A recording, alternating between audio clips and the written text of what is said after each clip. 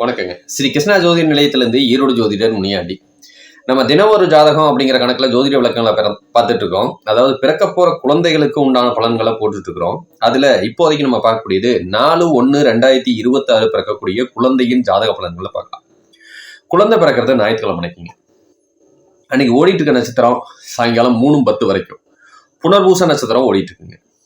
3:10க்கு மேல பூச நட்சத்திரம் ஓடிட்டு இருக்கும் கடகராசி. இப்போ ஓடிட்டு இருக்கிறது என்ன அப்படின்னு பாத்தீங்கன்னா, புனர்பூச நட்சத்திரம் காலையில ஓடிட்டு இருக்குங்க. இந்த புனர்பூச நட்சத்திரம் மிதுன ராசியிலையும் ஒரு பாதம் கடைசி பாதம் மட்டும் கடகராசிலையும் போய் அமையக்கூடிய அமைப்பு. இப்போ மிதுன ராசியில குழந்தை பிறக்கிறாங்க அப்படின்னா சந்திராசிரமம் அமையக்கூடியது மகர ராசியும், கடகராசியில குழந்தை பிறக்குது அப்படின்னு சொன்னா கும்பராசியும் சந்திராசிரமமா அமையுங்க. நட்சத்திர நாம எழுத்துக்கள்னு எடுத்துக்கிட்டோம்னா கே கோ கா கி அப்படிங்கிற பேர் நாமெல்லாம் தாராளமா குழந்தைகளுக்கு நீங்க வைக்கலாம். திதின்னு பார்த்தோம்னா பிரதம திதி அன்னைக்கு ஓடுதுங்க. யோகம் பார்த்தீங்கன்னா வைதுரிதி யோகமும் கரணம் கௌளவ கரணமும் ஆட்சி உச்சம் நீச்ச கிரகங்கள் எதுவும் இல்லை. பரிவர்த்தனைன்னு பார்க்கும்போது குருவும் புதனும் பரிவர்த்தனையாகிறாங்க. பஞ்சபட்சின்னு பார்க்கும்போது ஆந்தை தான் பஞ்சபட்சியா வரக்கூடிய அமைப்பு. குபேர புள்ளி ரேவதி நட்சத்திரம் மீன ராசியில அமையக்கூடிய அமைப்புங்க. அதிர்ஷ்ட புள்ளின்னு பார்த்தோம்னா கேட்ட நட்சத்திரத்துல அமையக்கூடியது. இப்போ ஓடிட்டு இருக்க தசாநாதன் என்ன அப்படின்னு கேட்டீங்கன்னா புனர்பூச நட்சத்திரம் குருவோட சாரம். அப்படின்னா குரு தான் தசாபுத்தி நடத்துவாங்க. கிட்டத்தட்ட 16 வருஷம் குரு தசையும், அதுக்கப்புறம் சனி தசை ஒரு 19 வருஷமும், அதுக்கப்புறம் புதன் தசை ஒரு 17 வருஷமும் நடக்கக்கூடிய அமைப்பை எடுத்துக்கலாங்க நமக்கு. அப்பனா இந்த தசாபுத்திக்கு பாதகம் இல்லாம லக்னமா இருந்ததுன்னா நல்லா இருக்கும். அப்படி பாதகமான லக்னம்லாம் என்னென்ன லக்னங்கள் அப்படிங்கிறத நம்ம பார்த்தலாம். முதல்ல புதனுக்கு ஆகாத லக்னம்னு எடுக்கும்போது மேச லக்னமும் விருச்சக லக்னமும் புதனுக்கு ஆக மாட்டாங்க. அடுத்தது சனிக்கும் இவங்க ஆக மாட்டாங்க. இவங்க மட்டும் இல்லாம இன்னும் ஒரு 2 லக்னம் ஆகாதுங்க. என்ன லக்னம் அப்படின்னு எடுத்துக்கிட்டீங்கன்னா கடக லக்னமும் சிம்ம லக்னமும் ஆகாது. சரிங்களா? இந்த 2 லக்னத்தையும் நம்ம எடுத்துக்கலாம். அடுத்தது பாத்தீங்க அப்படி சொன்னோம்னா குருவுக்கும் பாத்தீங்க அப்படி சொன்னோம்னா இந்த 2 லக்னம் மட்டும் இல்லாம இன்னும் லக்னங்கள் இருக்கு. என்ன அப்படிங்கிறதையும் நம்ம பார்த்துருவோம். ரிஷப லக்னம், துலாம் லக்னம், கிட்டத்தட்ட இந்த 6 லக்னத்துல குழந்தைகள் எடுத்தீங்க அப்படின்னு சொன்னா இவங்க அப்பா அம்மாவுக்கு சண்டையோ பிரச்சனையோ பிரிவுகளையோ ஏற்படுத்தலாம். ஏன்னா கிரகங்கள் 6 கெட்டா உட்கார்ந்துறதுனால இந்த பாதிப்புகளை கொடுக்கலாம். சரிங்களா? அப்பனா இந்த குரு புனர்பூச நட்சத்திரம் குரு தசை நடக்கிற காலத்துக்கு ரிஷப லக்னமும் துலாம் லக்னமும் கொஞ்சம் பாதிக்கப்படும். கடக லக்னம் சிம்ம லக்னமும் கொஞ்சம் பாதிக்கப்படுற காரணத்தினால முடிஞ்ச வரைக்கும் அந்த லக்னத்துல எடுக்காம இருந்தா சிறப்புங்க. அடுத்து வர சனி தசைக்கும் பாத்தீங்க அப்படின்னு சொன்னோம்னா இந்த லக்னங்கள் கடக லக்னம் சிம்ம லக்னம் கொஞ்சம் ஆகாது. சரிங்களா? அடுத்தது புதன் தசை வருது. அதுக்கும் பாத்தீங்கன்னா மேச லக்னமும் விருச்சக லக்னமா பாதிக்கிறதுனால முடிஞ்ச வரைக்கும் இந்த லக்னத்தை தவிர்த்துறது.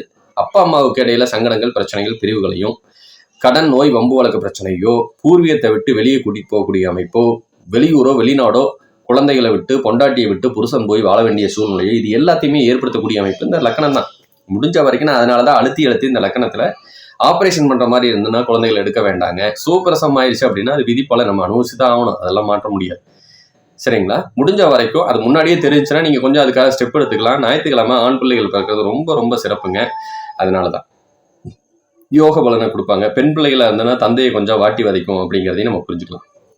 சரி, இந்த ஜாதக ரீதியா மேலும் வேறு என்னென்ன இருக்கு அப்படின்னு பார்த்தோம்னா தோல் பிரச்சனை, நரம்பு சம்பந்தப்பட்ட பிரச்சனை, ஆண் குழந்தை பிறந்தாலும் பெண் குழந்தை பிறந்தாலும் கொஞ்சம் அனுபவிக்க வேண்டிய சூழ்நிலையும் கல்வியில தடையை ஏற்படுத்தக்கூடிய அமைப்பு கண்டிப்பா வந்து சேருங்க.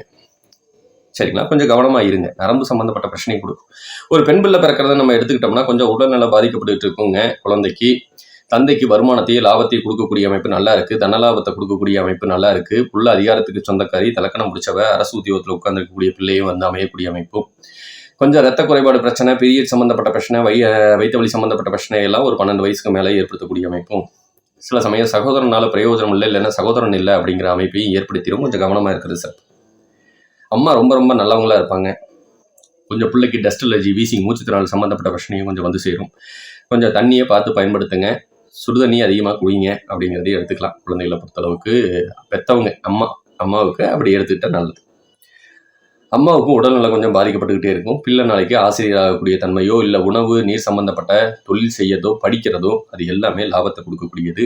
அக்கௌண்ட் சம்பந்தப்பட்டது படிக்கக்கூடியதும் அருமையா இருக்கு.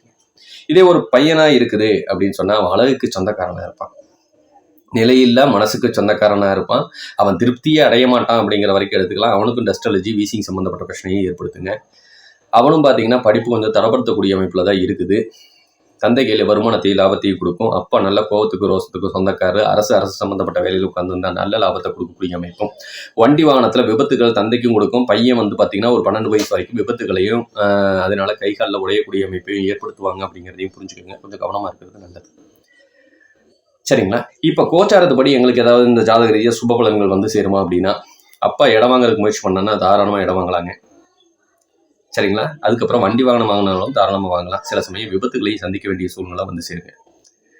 நம்ம 300 சப்ஸ்கிரைபர் ரீச் ஆகிட்டோங்க. ரொம்ப சந்தோஷமா இருக்கு. நீங்களும் இன்னும் பார்க்குறவங்க முடிஞ்ச வரைக்கும் சப்ஸ்கிரைப் பண்ணுங்க. இன்னும் கொஞ்சம் நம்ம அதிகமாக வீடியோ போடுவோம். அது உங்களுக்கு எல்லாத்துக்கும் பயன்படும்னு நினைக்கிறோம். கீழே இருக்க ஃபோன் நம்பருக்கு வேணாலும் கூப்பிடுங்க. உங்களுக்கு வேணுங்கிற தகவல் கிடைக்கும் அப்படிங்கிறத சொல்லிக்கிறேன். நன்றி, வணக்கம்.